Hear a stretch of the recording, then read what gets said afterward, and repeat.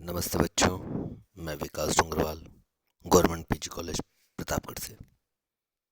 अपन ने अभी तक पढ़ा अपक्षय के बारे में, जिसमें अपन ने यांत्रिक अपक्षय के बारे में पढ़ा। अब अपन पढ़ेंगे रासायनिक अपक्षय के बारे में।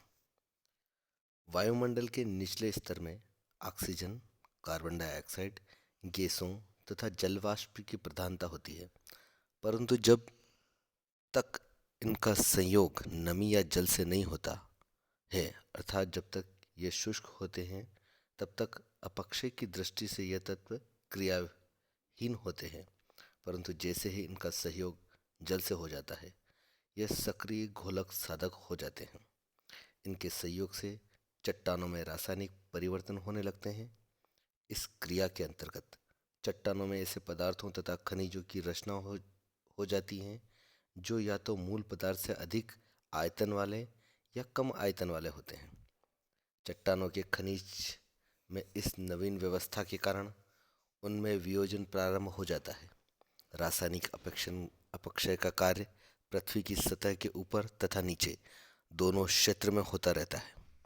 ऑक्सीजन तथा कार्बन डाइऑक्साइड आदि गैसों के प्रभाव से ये रासायनिक परिवर्तन कई रूपों में संपन्न होते हैं। इसका अलग अलग उल्लेख आवश्यक है। चूना पत्थर पर रासायनिक अपक्षय अधिक होता है। उष्ण, उपोष्ण एवं शीतोष्ण आर्द्र प्रदेशों में जल तथा कार्बन डाइऑक्साइड गैस के सहयोग से चूना पत्थर की घुलन क्रिया द्वारा रासायनिक अपक्षय संपन्न होता है। जब पहला पहला एग्जाम्पल, कैल्शियम ऑक्साइड CaO की जल H2O के साथ अभिक्रिया रिएक्शन होने से कैल्शियम हाइड्रोक्साइड बनता है, जिसमें CaO plus H2O is equal to Ca कोष्टक में OH2। दूसरा, कैल्शियम हाइड्रोक्साइड की कार्बन डाइऑक्साइड से अभिक्रिया होने पर कैल्शियम कार्बोनेट बनता है। तीसरा, कैल्शियम कार्बोनेट की कार्बन डाइऑक्साइड तथा जल से अभिक्रिया होने पर कैल्शियम बाइकार्बोनेट बनता है। चौथा, कार्बन डाइऑक्साइड की अनुपस्थिति में कैल्शियम कार्बोनेट का जल में सीमित मात्रा में विघटन होता है। पांचवा, कार्बन डाइऑक्साइड जब जल में घुलती है तो कार्बनिक एसिड बनाता है। छठा, कार्बनिक एसिड का धनात्मक हाइड्रोजन आयतन तथा ऋणात्मक बाइकार्बोनेट आयतन में विघटन होता है।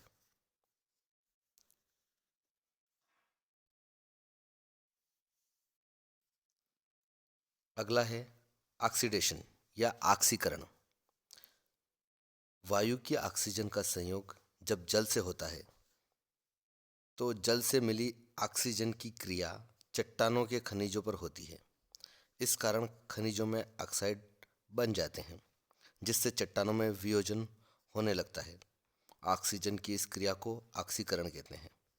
जिन चट्टानों में लोहे के यौगिक अधिक होते हैं, उनमें ऑक्सीकरण का प्रभाव सर्वाधिक होता है, क्योंकि लोहा जल से क्रिया करके और ऑक्सीकरण का कार्य जंग जो कहते हैं वो हो जाता है। आग्नेय चट्टानों में लोहा लोहा सल्फाइड या पाइराइट के रूप में पाया जाता है। इन पर ऑक्सीकरण के प्रभाव से प्राय जंग लग जाता है, जिस कारण चट्टानें ढीली पड़ जाती हैं एवं वियोजन होने लगता है। पाइराइट पर जल तथा ऑक्सीजन के सम्मिश्रण के प्रभाव से गंधक का अम्ल उत्पन्न हो जाता है, जिससे चट्टानें गलने लगती हैं। उपा उष्णाद्र भागों में ऑक्सीकरण अधिक सक्रिय होता है, जिस कारण रासायनिक परिवर्तन के कारण वहाँ पर मिट्टियों का रंग लाल, पीला या भूरा हुआ करता है। कभी कभी ऑक्सीकरण तथा जलयोजन हाइड्रेशन की क्रियाएं साथ साथ कार्य करती हैं। उदाहरण के लिए, लोहे के ऑक्साइड पर जलयोजन होने से मिट्टियों का रंग पीला तथा नारंगी हो जाता है।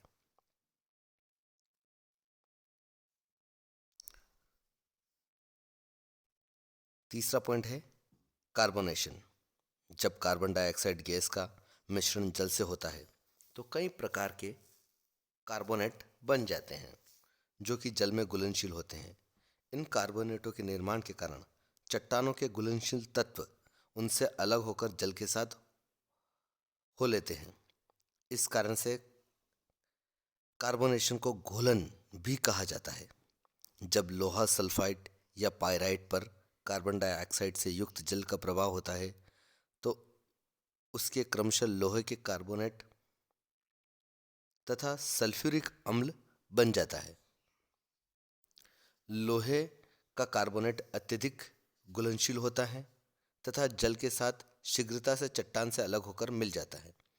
चूने का पत्थर साधारण जल द्वारा नहीं घुल पाता है, परंतु जब उसका संयोग कार्बन डाइऑक्साइड गैस से होता है तो चूने का पत्थर कैल्शियम बार कार्बोनेट में बदल जाता है जो कि आसानी से जल के साथ घुलकर मिल जाता है।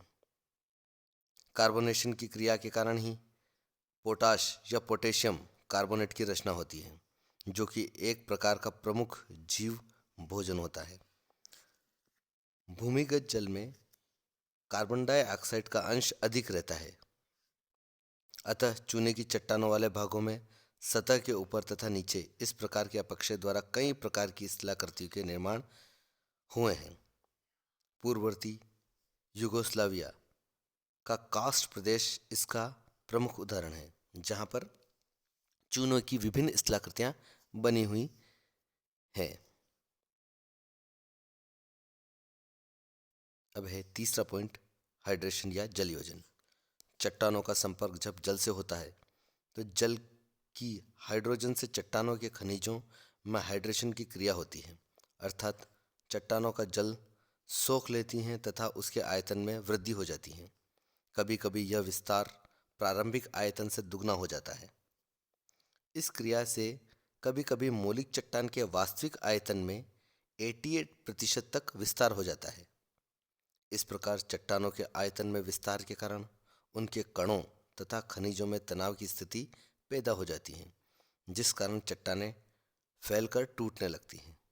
आग्नेय चट्टान पर हाइड्रेशन की क्रिया का अधिक प्रभाव पड़ता है तथा इस प्रकार के अपक्षय से आग्नेय चट्टान टूटकर परतदार शैलों में परिवर्तित होती रहती हैं। हाइड्रेशन की क्रिया द्वारा फेल्सपारा नामक खनिज का परिवर्तन काओलिन मृत्तिका में हो जाता है। जिप्सम की संरचना मुख्य रूप से जल योजन की क्रिया द्वारा ही हुई है। सिलिका का पृथक्कीकरण, चौथा पॉइंट। अनेक चट्टानों में सिलिका की मात्रा अधिक होती है। जब जल द्वारा रासायनिक विधि से सिलिका युक्त चट्टानों से सिलिका अलग हो जाती है तो उस क्रिया को सिलिका का पृथक्कीकरण या अलग होना कहते हैं। आग्नेय चट्टानों में खासकर ग्रेनाइट में सिलिका की मात्रा अधिक होती है। इसमें से कुछ क्वार्ट्ज के रूप में होते हैं तथा अधिकांश सिलिकेट के रूप में। सिलिकेट का जल द्वारा चट्टान से पृथक्कीकरण आसानी से हो जाता है, जिससे चट्टान ढीली पड़ जाती है तथा उसका विनियोजन शीघ्र प्रारंभ हो जाता है। यही कारण है कि आग्नेय चट्टान वाले प्रदेशों में बहने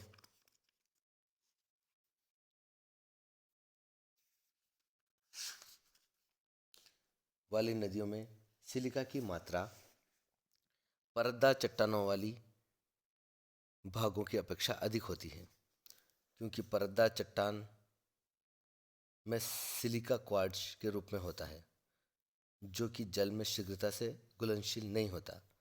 रासायनिक अपक्षय की दृष्टि से बेसिक आग्नेय चट्टानों का वियोजन एसिड आग्नेय चट्टानों की अपेक्षा अधिक होता है।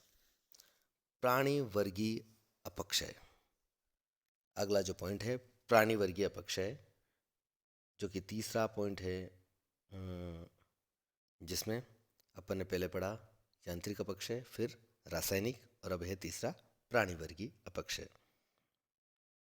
वनस्पतियों तथा जीव जंतु दोनों चट्टानों के विघटन तथा वियोजन में सहयोग प्रदान करते हैं, परंतु यह उल्लेखनीय है कि इनके सभी कार्य विनाशात्मक नहीं हैं। जीव जंतु, खासकर जो बिल बनाकर पृथ्वी के अंदर रहते हैं, उनका काम निश्चित ही पृथ्वी की सतह में खोद खोदना है। परंतु वनस्पतियां यदि एक तरफ चट्टानों को अपनी जड़ों द्वारा कमजोर तथा पोली बनाती हैं, तो दूसरी तरफ उनमें सघनता तथा संगठन भी लाती हैं। प्रारंभ से ही मानव कार्य में पृथ्वी तल पर भौतिक आकृतियों में तोड़फोड़ करता रहा है। इन कारकों द्वारा अपक्षय की प्रक्रिया का हम अलग अलग संक्षेप में अध्ययन करेंगे। पहला है जीव जंतुओं द्वारा अपक्षय। पृथ्वी की ऊपरी सतह में मिट्टी में रहने वाले कई प्रकार की कीड़े मकोड़े तथा बिलकारी प्राणी, जो बिल बना के रहते हैं उनको अपन बिलकारी प्राणी कह रहे हैं, रहते हैं, जो कि लगातार धीरे धीरे धरातली चट्टानों में अपने विनाशात्मक कार्य अर्थात बिल बनाने के लिए खनन कार्य द्वारा उसे ढीली और पोली बनाते हैं। बिलकारी जीवों में गोफर एक प्रकार की गिलहरी, प्रेरी कुत्ते, दीमक, लोमड़ी, गीदड़, चींटी, चूहा आदि प्रमुख हैं, जो कि अपने निवास के लिए चट्टानों को खोदकर उनमें बिल बनाते हैं, जिस कारण चट्टानें पोली तथा कमजोर हो जाती हैं एवं विघटन आसानी से होने लगता है। छोटे छोटे कीड़ों मकोड़े, खासकर केंचुओं का जैविक अपक्षय में सर्वाधिक हाथ रहता है, जो कि प्रतिवर्ष अधिक मात्रा में निचली परतों में मिट्टी खोदकर ऊपरी सतह पर एकत्र करते रहते हैं। सामान्य मिट्टी में 1 एकड़ भाग में 1,50,000 छोटे छोटे कीड़े होते हैं, जो एक वर्ष की अवधि में लगभग 15 टन मिट्टी पृथ्वी की सतह पर एकत्र कर देते हैं। चार्ल्स डार्विन के एक अनुमान के अनुसार अंग्रेजी बागों में कीड़े प्रतिवर्ष प्रति हेक्टेयर भूमि से 25.4 हजार किलोग्राम मिट्टी खोदकर सतह के ऊपर ला देते हैं। मानव भी एक जीव है तथा अपक्षय में सहायता करता है। खाने खोदना, सड़कों आदि का निर्माण के लिए सुरंगें बनाना, वनों को काटना आदि मानवीय क्रियाएं चट्टानों को निहायत निर्बल बना देती हैं। हिमालय प्रदेश में वनों को काटने के कारण चट्टानें नग्न हो रही हैं, जिनके अपक्षय के कारण गंगा तथा यमुना नदियों में अत्यधिक अवसाद की आपूर्ति होने से इनकी घाटी में अवसादी निक्षेप के कारण घाटियों की गहराई कम हो रही है तथा उनका उथलापन बढ़ता जा रहा है। परिणाम स्वरूप बाढ़ का प्रकोप बढ़ रहा है। दूसरा है वनस्पति द्वारा अपक्षय। वनस्पतियों द्वारा अपक्षय 2 रूपों में होता है। प्रथम यांत्रिक तथा द्वितीय रासायनिक। यांत्रिक अपक्षय में वृक्षों, झाड़ियों तथा छोटे छोटे पौधों की जड़ें पृथ्वी के अंदर प्रवेश करती हैं। पृथ्वी यानी चट्टानों जो ऊपरी सतह है उसके अंदर प्रवेश करती हैं, जिस कारण चट्टानों की दराजों में जिनमें इनकी जड़ों का प्रवेश होता है फैलने लगती हैं तथा तनाव के कारण विघटन होने लगता है। स्मरण है कि सभी प्रकार के पौधे, चाहे बड़े हों या लीचेन तथा फंजाई की तरह नगण्य हो, अपक्षय में जो है अपना सक्रिय जो है रोल अदा करते हैं। वनस्पतियों द्वारा रासायनिक अपक्षय कम महत्वपूर्ण नहीं है। प्राय सभी प्रकार की वनस्पतियों की जड़ें चट्टानों के कुछ तत्वों को अपने अंदर समाविष्ट कर लेती हैं, जिससे चट्टानें कमजोर हो जाती हैं। वनस्पतियों की जड़ों में प्राय जलयुक्त बैक्टीरिया होते हैं, जो कि चट्टानों के खनिजों को घुलाकर उनसे अलग कर लेते हैं तथा चट्टानों को कमजोर बना देते हैं।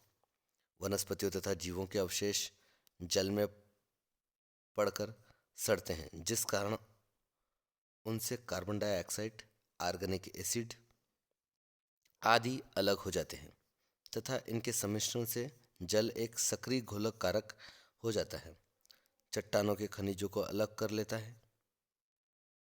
वनस्पतियों के अवशेष के सड़ने से प्राप्त ह्यूमस तत्व लिमोनाइट को गुलाकर अलग कर लेता है। उपरोक्त ये सारी बातों से यह तात्पर्य नहीं है कि वनस्पतियों सिर्फ जो चट्टानों में विघटन और वियोजन ही उत्पन्न करती हैं, वरन चट्टानें जो हैं चट्टानों का संरक्षण भी करती हैं। पौधे तथा वनस्पतियों की जड़ों द्वारा चट्टानें आपस में बन जाती हैं, जिससे अपक्षय तथा अपर्दन के लिए सघन तथा संगठित हो जाती हैं। वनस्पतियों के अभाव में अपर्दन इतना सक्रिय हो जाता है कि भूमि पूर्णतः अनुपजाऊ हो जाती है। संयुक्त राज्य अमेरिका के केंटुकी, वर्जीनिया, टेनेसी आदि प्रांतों में इसके प्रत्यक्ष प्रमाण हैं। हिमालय प्रदेश में वनों के आवरण से अपक्षय, यांत्रिक तथा रासायनिक की सक्रियता में वृद्धि हो रही है। अपक्षय की उपयुक्त क्रियाएं प्राय अलग अलग कार्य नहीं करती, वरन एक दूसरे के सहयोग के साथ सक्रिय होती है। अतः अपक्षय के एक प्रकार को दूसरे से अलग करना न्यायोचित नहीं है। तो आपने अपक्षय के सारे जो कार्य हैं वो समझ गए होंगे। ठीक है, आज के लिए इतना ही। शुभ रात्रि।